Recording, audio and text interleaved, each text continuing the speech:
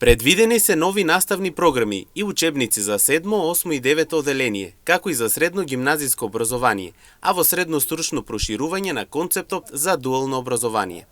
Министерката за образование и наука, Весна Јаневска, истакне дека во плановите за промена ќе се изврши оптимизација на училишната мрежа за подобро искористување на средствата што ќе бидат на располагање. Подеднакво ќе делуваме и во основното, во средното, но и во високото образование. Нови наставни програми, учебници за 7, 8 и 9 оделение и потоа навраќање на претходните оделенија.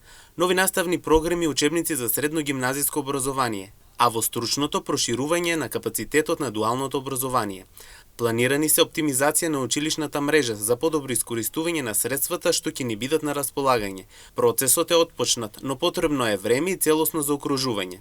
Покрај воведувањето на едносменската настава, предвидени се дигитализација на образовниот процес кој носи бројни придобивки, менување на модемот, инклузија по барање на наставниците и соработниците, како и на родителите на учениците со попреченост.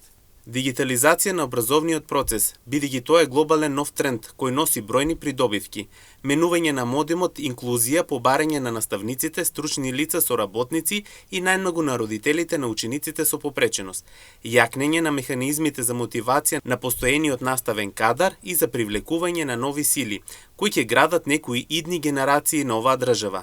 За сите овие промени потребна е квалитетна законска регулатива и во оваа прилика ќе се започна јавната дебата за менување на повеќето законски решенија за основно, средно, средностручно и образование за возрастни, додава Јаневска. Според министерката, за нецели 3 месеци таа покажа голема отвореност и соработка, како и желба да се слушнат сите засегнати страни, се со цел да се прифатат позитивните идеи. Таа оствари стотици средби со кои се евидентираше многу предлози и сугестии.